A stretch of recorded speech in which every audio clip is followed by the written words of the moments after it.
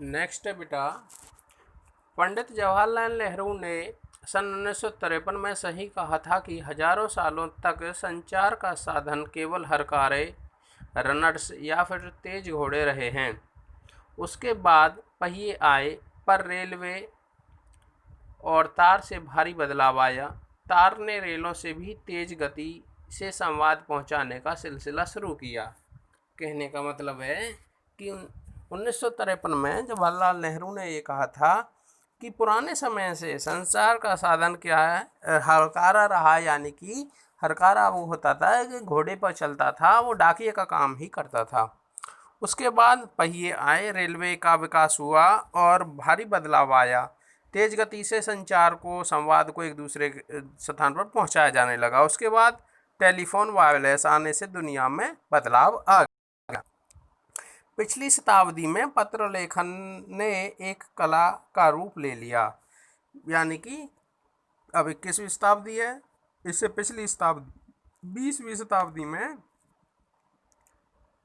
पत्र लेखन ने एक कला का रूप ले लिया, वह कला बन गई।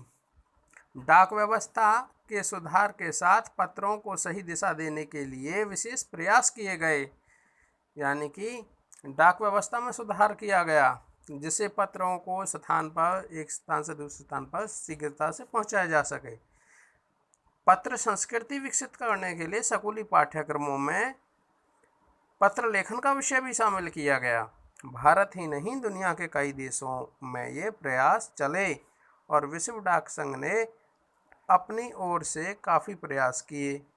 विश्व डाक संघ ने यह प्रयास किया कि 16 वर्ष से कम आयु वर्ग के जो बच्चे हैं उनके लिए पत्र लेखन प्रतियोगिता शुरू की सन 1972 में। यह सही है कि खास तौर पर बड़े शहरों, महानगरों में संचार साधनों के तेज विकास तथा अन्य कारणों से पत्रों की आवाजाही प्रभावित हुई, पर देहाती दुनिया आज भी चिट्ठियों से ही चल रही है। एक तो देखो, पत्रों के विकास के लिए स्कूलों में पाठ्यक्रम लगाया गया, हिंदी में, इंग्लिश में, संस्कृत में आदि में पत्र शामिल किए गए, जिससे बच्चों को पत्र लिखने की कला का, बारीकियों का ज्ञान हो जाए। दूसरा, विश्व डाक संघ है जो, उसने 16 वर्ष से कम आयु की उम्र के बच्चों के लिए एक प्रतियोगिता शुरू की, जिसमें वो भाग लें, पत्र लिखने की बारीकियों को जानें। दूसरा, वो 1972 में चली थी, प्रतियोगिता शुरू हुई थी, आज भी चलती है। आगे है, लेकिन अब यह महानगर और जो शहर हैं बड़े, उनमें संचार के साधनों का विकास होने से ये प्रभाव पड़ा है कि वहाँ पत्रों का महत्व कम हो गया है।